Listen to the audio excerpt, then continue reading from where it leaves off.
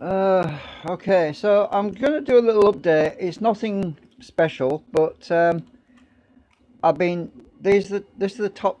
Well, it doesn't matter which is top and bottom really, but top or bottom sections, and I've got to do the middle bits that where the coils go on, and I've designed a core where I can put multiple steel rods through, which is going to be using my my steel welding rod, which is here. It's a pretty long piece. I've got loads of it now. I've got loads of that to do that.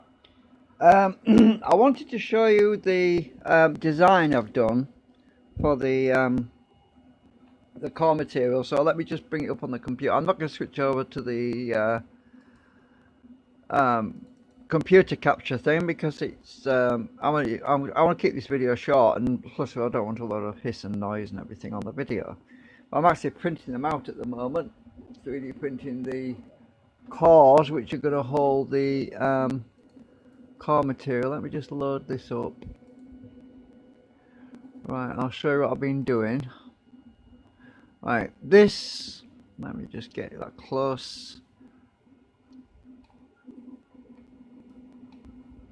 Right, I'm just going to bring that up close so you can see it. I'm going to move over there. Right. Right, this has got loads of holes in it, and each hole is 1.6 or 1.7 millimeters in diameter. And the circular hole in the middle is the part where the rods have to be close together, bunched together in a tight core area to be able to feed through the hole, this hole here, or this hole, whichever hole you want. So this small hole here is where all the rods are going to go through and couple with the steel ball, which are down there. The rest of the steel is going through the outside, and that feeds into the outside of the main bobbins, as you can see, because that rectangle fits directly in this hole, you see. So by stacking two of these, and having two of these coils stacked on top of each other, I have a coupling. I have coupling between the circular cores all bunched together in the middle, which feeds through all the way down through these ferrite cores, whereas the steel laminations or steel rods that are actually on the outside of the circle are trimmed short, so that they'll be flush with the they won't actually pass any further, because obviously there's nothing to go couple to on the outside, so they will basically stop at this face. So by having an intersection, I actually made something similar to this a few years back. Let me just go and show you one. They're very similar, but it was using 3mm wire, steel. Right, this is something very similar that I actually used in a previous build, but that was before the days of 3D printing. So you get a rough idea that there's the center cores, and then there's outer cores, something like that. So, and I've kept these. These are pretty chunky and they're hard to work with because the steel's so thick. That's why I'm using thinner wire, and thinner is better, because the thinner the wire, the steel is, the more of them, which also helps to reduce the oh, I forgot what we call it now.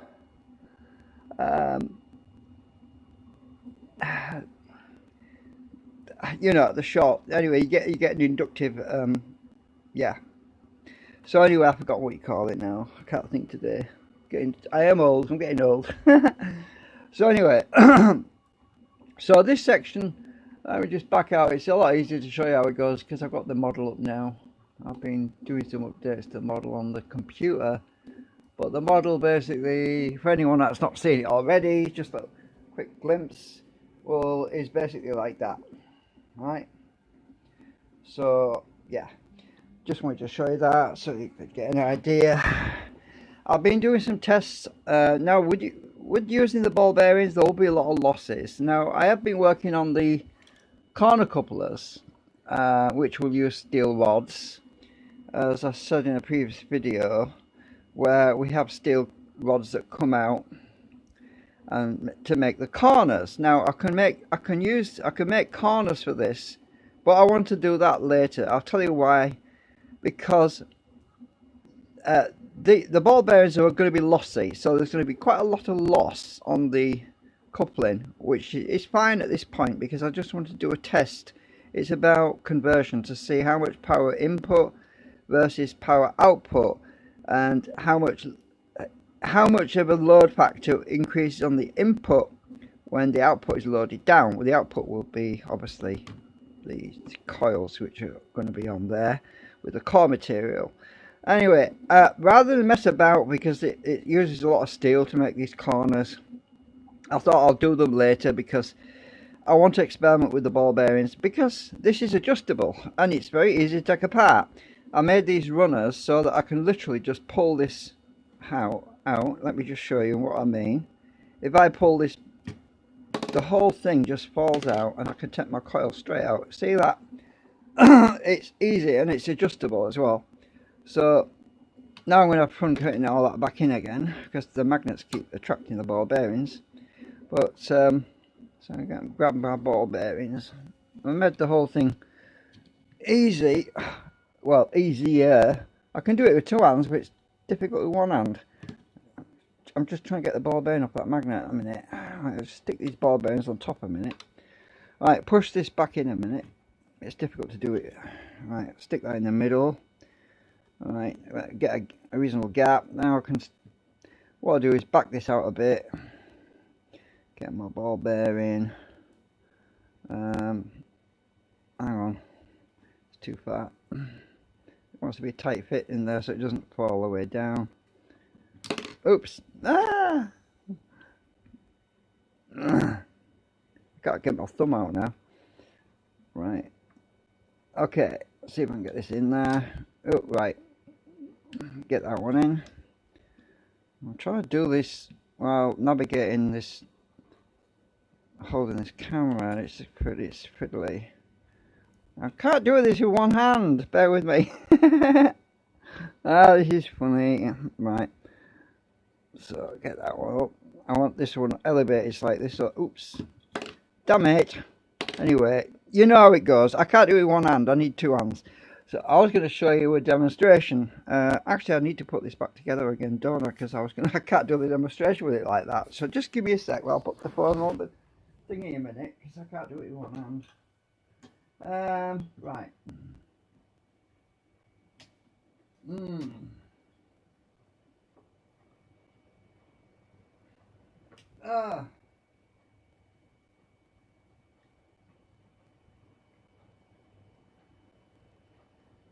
Right, I've got it back together.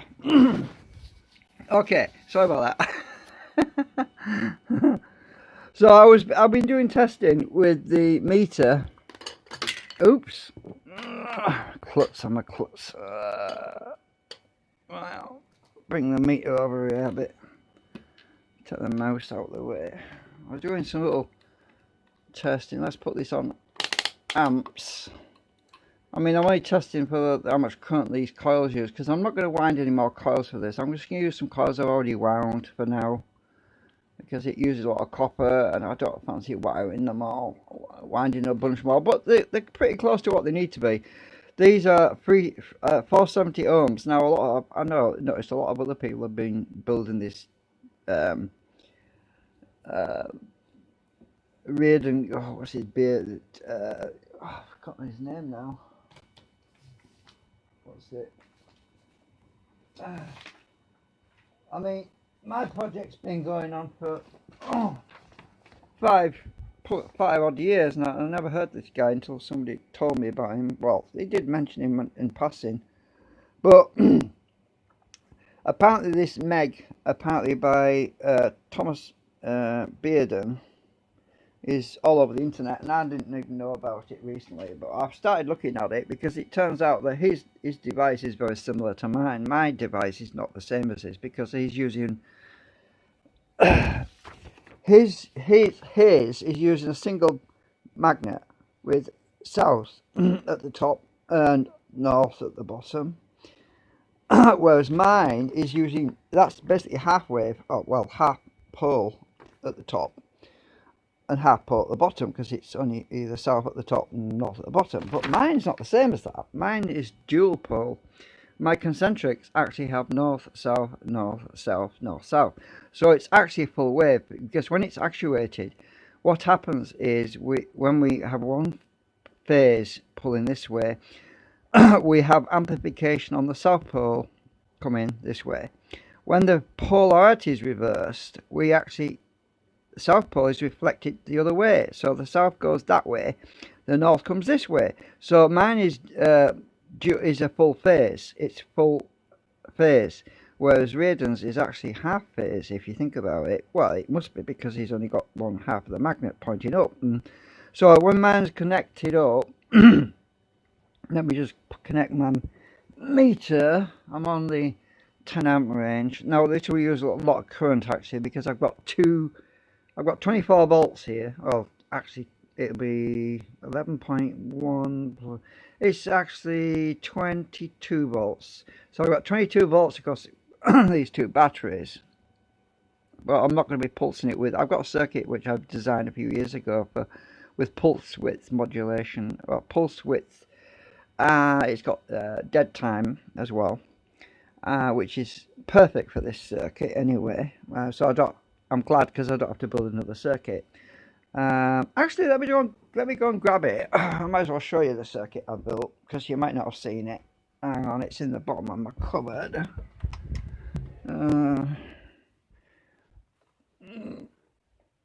I'm not strictly speaking using an amplifier. I'm using a Hitch Bridge which I built. Right, come out of here. Uh-oh, wire's tangled up.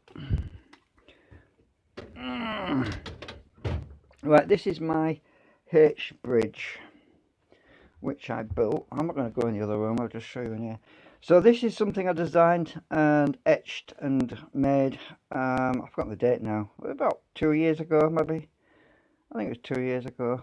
And a bunch of LEDs that flick on when each half cycle is activated. I'm using some opto-isolator circuits, opto-isolators. And I've got the chip number now. I think it's a TL491, I think. I can't remember now. Anyway, so yeah, that's the circuit. But I'm going to leave it in here because I've got enough clutter in the other room as it is right now. So, but that's what I'm going to be using to drive this when I get it all finished. Because I can go anywhere from 0 to 60 volts with that Hitch Bridge. The power supply over here, which is off at the moment, this at the back, can actually give me the 60 volts I need with a higher current, and it's going to be pulsed.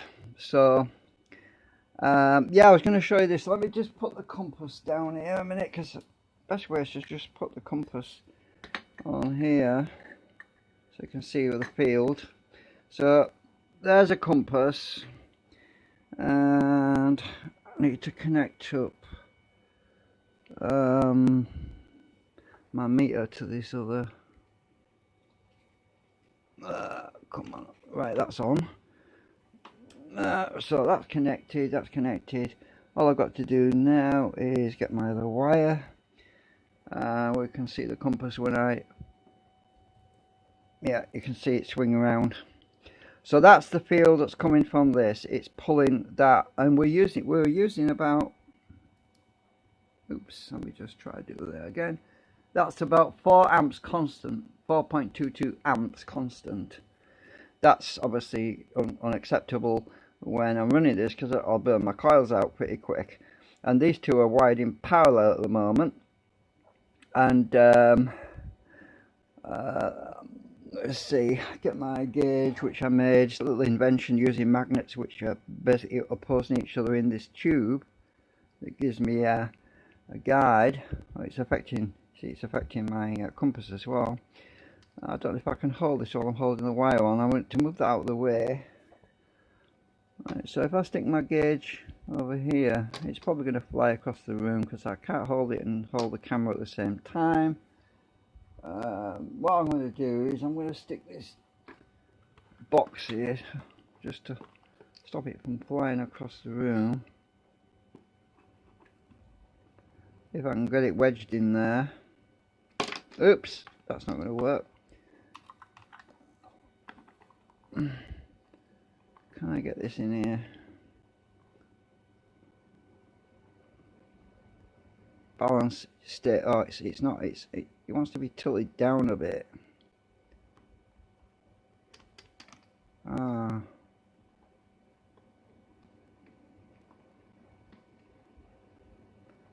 Stay. Oh, you. Stay. Actually, blue tack would work. Just a minute. Where's my blue tack? Let's get blue tack on here. Right. Just a minute. I've got to put the phone down a minute. I'll stick this on here. That'll work. Right. So it did work, but it fell off. Alright, just a minute.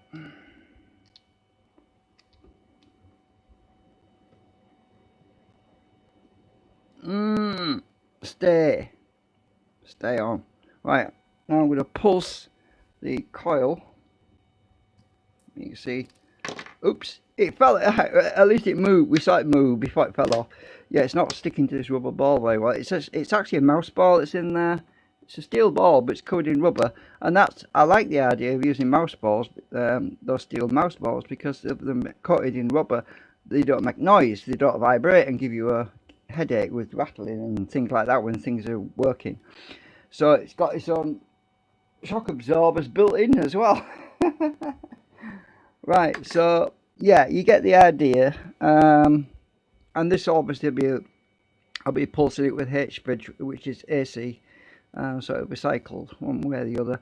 I've also got my Hitch Bridge has also got dead time, which basically means dead time is when you send a pulse, then there's a space, then there's a pulse the other way, then there's a space, you know, so that the pulses aren't consecutive. So for example, if the positive pulse, rise time on the high side, as soon as that pulse is finished, the other pulse does not resume straight away. There's a space, and that's what we call dead time. That is the amount of time in milliseconds or microseconds that you set it to. So my actual Hitch Bridge circuit has got that adjustment. So yeah, that's what I'll be using on this to actually do some testing. Yeah, you can see how it affects the compass quite well. Obviously, the polarity is the opposite in the other side. So I'll stick it over here, and I'll turn it on. You can see it the other way around.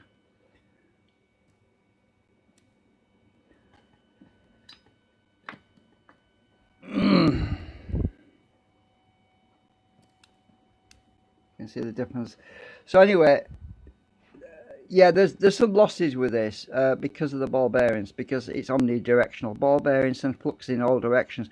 But there's a very small gap, so there's very little leakage. Now, because the coils, the actual output coils, are going to be sitting pretty close to this anyway, I'm not going to be losing a great deal, because the coil, any leakage that comes from this is going to be converted into energy by the actual output coils anyway. So I'm not too worried about that. It's flux that leaks in that direction, down and sideways, but it tends to wrap around. Because this is a closed circuit, because it's going to be a closed circuit like I showed you on the computer screen, most of the flux will hug around in a circle, just like a toroidal system anyway. So a lot of the flux will actually be looping backwards and forwards, and the direction will be alternating clockwise and anti-clockwise, you know. So anyway, just, yeah, I said, oh, my prints are finished. So there's the actual, oops, there's the actual print job with all the holes. I'm trying to see if I can get one of them off. 2.5 hours to print all that. Right, I've got them off. So it's going to be quick, and then this finishes, so I've got more to show you now. So there's my print. Needs a bit of cleaning up. I've got to sandpaper it a little bit, you know, to clean it up and drill it out, because the holes will be a little bit blocked up at the bottom. But my rods will all be fed. I've actually got some short pieces over here. Just a minute, let's see if these will fit. Well, yeah, only just about goes in. I'll have to clear the holes out a bit more though, because they're a bit clogged. Yeah, it'll definitely go in. Oops. Ow! Stuck my finger then. Right, so yeah, I've got to clean all the holes out on that. So anyway, that's it. Nothing else to report right now. Just wanted to show you the update with the. I've got these two sections, and I've got adjustable, so I can move these further apart. The reason I want to be able to move these further apart is if I want to put bigger coils on here or smaller coils. Obviously, the output coils, the height doesn't need to change, but if I need to change the height, I have to change both sides, because otherwise it will be cockeyed and it won't work properly.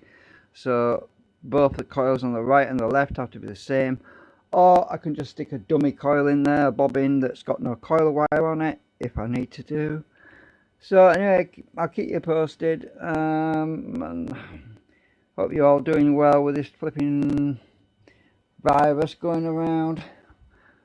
Yeah, thanks for watching.